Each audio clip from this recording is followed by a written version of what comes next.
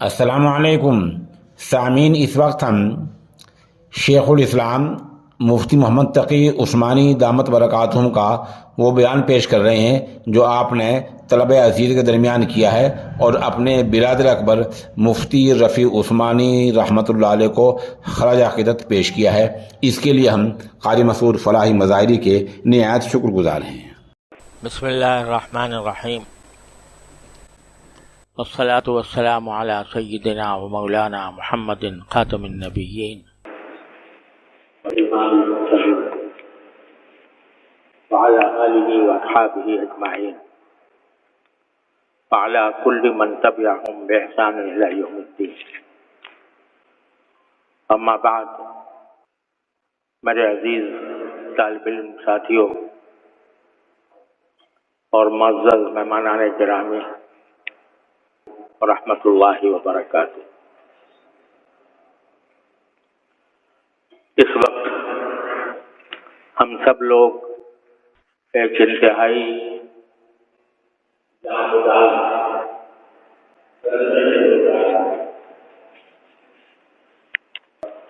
یہ الفاظ زبان پر لاتے ہوئے بھی دل کٹ رہا ہے کہ ہمارے دارالعلوم کے گرامی میرے بہت ہی محسن اور مشفق بھائی، جن کے ساتھ میرا 75 سال کا ساتھ رہا ہے، آج وہ اللہ تبارک و تعالیٰ نے ان کے وقت موعود پر انہیں اپنے پاس بلا لیا۔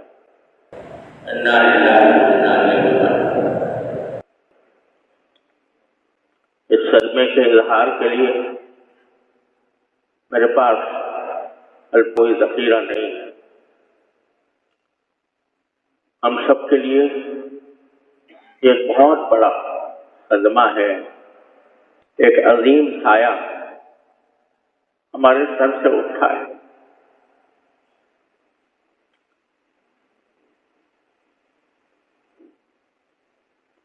آپ حضرات جانتے ہیں کہ تقریباً 2 سال سے حضرت صاحب فراج تھے، لیکن اسی دوران الحمدللہ وہ باتیں بھی کرتے تھے اور مجموعی اعتبار سے کمزوری کے سوا کوئی بڑا مرض نہیں تھا۔ اگر بیچ میں کچھ امراض پیش آئے، ایسی حالتیں بھی ہوئیں جن میں مایوسی کے قریب پہنچ گئے، لیکن اللہ تبارک و تعالیٰ نے اپنے فضل و کرم سے انہیں دوبارہ صحت عطا فرمائی، اور ہم اللہ تعالیٰ کے فضل و کرم کے بھروسے پر ان کی عیادت بھی کرتے رہے، ان سے باتیں بھی ہوتی رہیں، اور اب کچھ عرصے سے ان کی جو رپورٹیں ہیں وہ بھی بہت اچھی آ رہی تھیں۔ ابھی کچھ عرصے پہلے تک ان کے گردے کی تکلیف بڑھ گئی تھی، کریٹینن 5 تک پہنچ گیا تھا، جس پر بعض اوقات ڈائلیسس کرانے کی تاکید کی جاتی ہے، لیکن الحمدللہ آخری رپورٹ جو اب آئی وہ 100% نارمل تھی، اور 1.3 ان کی کریٹینن کی رپورٹ آئی، اور بھی رپورٹیں سب اچھی آ رہی تھیں۔ اور آج انہوں نے باتیں بھی کی، اور مغرب کے بعد پانی بھی مانگا، پانی بھی پیا، اور تمام حالات تقریباً نارمل جیسے تھے۔ صرف اتنی بات ہے کہ کہ کمزوری بے انتہا تھی، جس کی وجہ سے غذا ان کو ناک سے دی جا رہی تھی۔ لیکن اچانک میں عشاء کی نماز کی اذان کے بعد نماز کی تیاری کر رہا تھا کہ اتنے میں مجھے وہاں جو ان کے پاس ان کی تیمارداری کے لیے ماشاءاللہ دن رات اپنے ساتھی لگے ہوئے تھے، ان کی طرف سے پیغام آیا کہ طبیعت بگڑ رہی ہے۔ جا کر میں نے دیکھا تو ان کے سانس کی رفتار، جسے سیچوریشن کہتے ہیں، وہ بہت گر گئی تھی۔ آکسیجن لگائی گئی، پوری آکسیجن لگائی گئی، لیکن وہ کسی طرح قابو میں نہیں آ رہی تھی۔ اور غالب گمان یہ ہے کہ صرف 1 منٹ کا فرق تھا کہ 1 منٹ کے اندر سانس کی رفتار 0 تک پہنچ گئی، اور بظاہر ایسا لگتا ہے کہ شاید دل کا حملہ ہوا، اور اس کے نتیجے میں سانس کی رفتار بھی نیچے چلی گئی۔ تھوڑی دیر تک جو تدبیریں ڈاکٹروں نے بتائی تھیں، ٹیلی فون پر ان سے رابطہ بھی تھا اور آ بھی رہے تھے، اس کے مطابق تدبیریں بھی کی جاتی رہیں، لیکن جب وقت اللہ تعالیٰ کا مقرر کیا ہوا آ جاتا ہے تو کوئی تدبیر انسان کی کام نہیں کرتی۔ ایسا لگا کہ وہ ہم نے جو محسوس کیا کہ جو علامتیں مانیٹر پر آ رہی تھیں، ان کے لحاظ سے ان کا بلڈ پریشر بھی گر گیا تھا اور سیچوریشن بھی گر کر 0 تک پہنچ گئی تھی۔ لیکن یہ امید بھی تھی، اللہ تعالیٰ سے آس بھی لگائی ہوئی تھی کہ جو ان کے معالج ہیں وہ پہنچنے والے تھے، وہ آ کر ہو سکتا ہے کوئی، انہوں نے ٹیلی فون پر جو تدبیریں بتائی تھیں وہ بھی الحمدللہ کی گئیں، لیکن جب وہ آئے اور آ کر دیکھا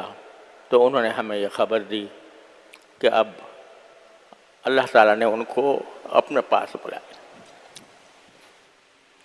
انا للہ و انا الیہ راجعون، انا للہ و انا الیہ راجعون، انا للہ و انا الیہ راجعون۔ ایک بندے کے پاس اس کے سوا کوئی راستہ نہیں ہے کہ اللہ جل جلالہ کے فیصلے پر راضی رہے۔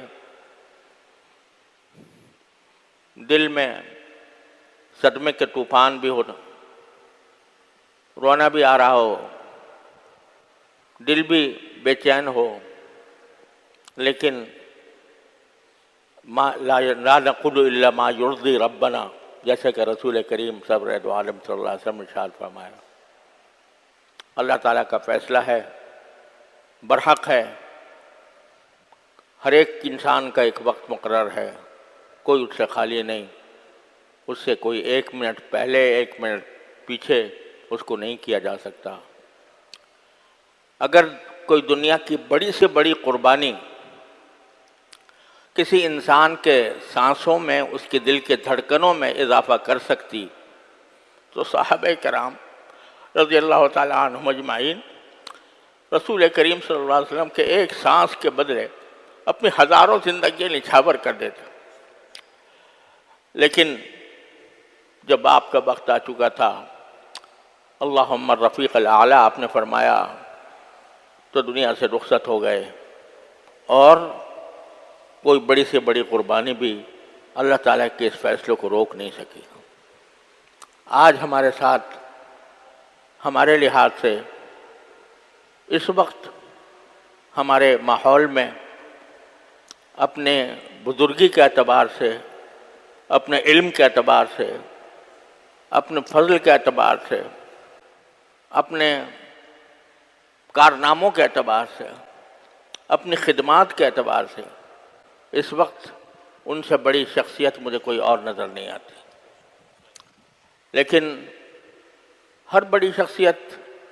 ایک وقت اس کو جانا ہوتا ہے۔ اللہ تعالیٰ نے الحمدللہ ان کو اس حالت میں اپنے پاس بلایا کہ ان کی الحمدللہ ان کے فیوز، ان کے شاگرد، ان کے علوم، ان کی کتابیں، ان کی تصانیف، ان کے فتاوی الحمدللہ ساری دنیا میں فیض پھیلا رہے ہیں۔ اس لیے جو ہرگز نمی داں کہ دل زندہ شد با عشق، جس کو دل عشق سے، عشق الہی سے معمور ہو، وہ مرتا نہیں ہے۔ اللہ تبارک و تعالیٰ اس کے فیوز کو باقی اور قائم و دائم رکھتے ہیں۔ ہم سب کے لیے اس وقت صدمہ بہت بڑا ہے، لیکن اللہ تعالیٰ کے فیصلے پر راضی ہونا ہی ایک مومن کا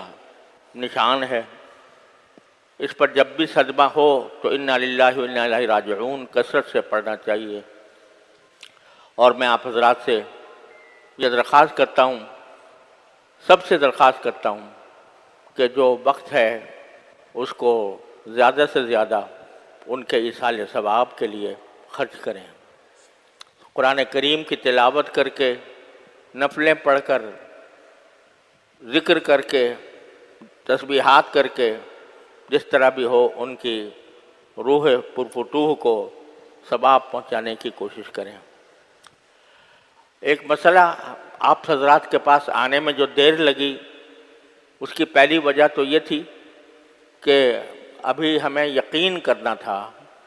کہ واقعتاً یہ حادثہ پیش آ گیا ہے، کیونکہ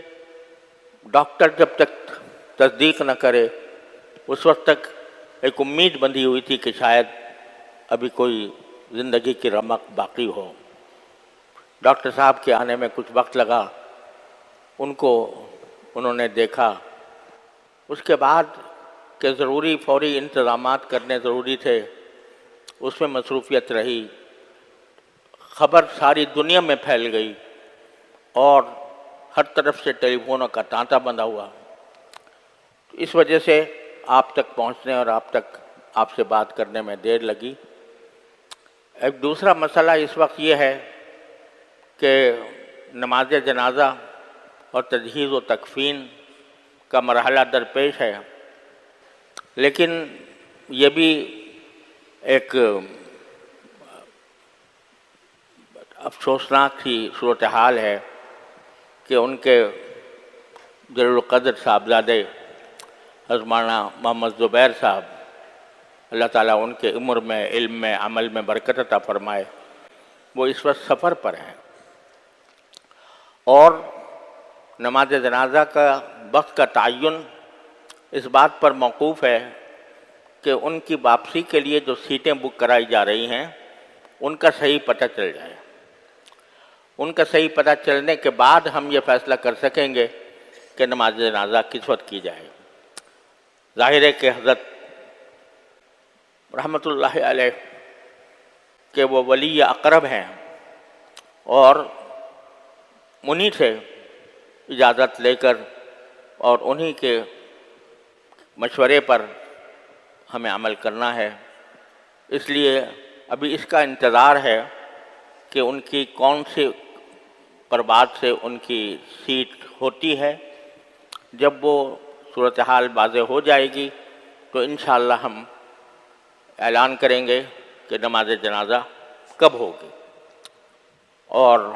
اس سے پہلے آج رات میں ہی امید ہے کہ انشاءاللہ صورتحال واضح ہو جائے گی تو ہم رات ہی میں بھی اعلان کرنے کی کوشش کریں گے، ورنہ زیادہ سے زیادہ صبح فجر میں اعلان ہو جائے گا۔ اس وقت تک آپ حضرات پرسکون رہیں اور اللہ تعالیٰ سے لو لگائیں، اللہ تبارک و تعالیٰ سے ان کی مغفرت کی، ان کے درجات کی بلندی کی دعائیں کریں، اور جتنا ہو سکے انہیں ایصال ثواب کرنے کی کوشش کریں۔ بس یہ چند کلمات تھے جو مجھے آپ حضرات سے اس وقت کہنے تھے۔ اللہ تبارک و تعالیٰ اپنے فضل و کرم سے ہمیں اس عظیم صدمے کو سہارنے کی توفیق عطا فرمائے، اور اللہ تعالیٰ ہمارے ملت پر، ہماری قوم پر، ہمارے ملک پر، ہمارے دارالعلوم پر جو صدمہ آیا ہے، اللہ تبارک و تعالیٰ اس کو اس کی ذمہ داریوں سے اپنے رضا کے مطابق عہدہ برا ہونے کی توفیق عطا فرمائے۔ وآخر دعوانا ان الحمدللہ۔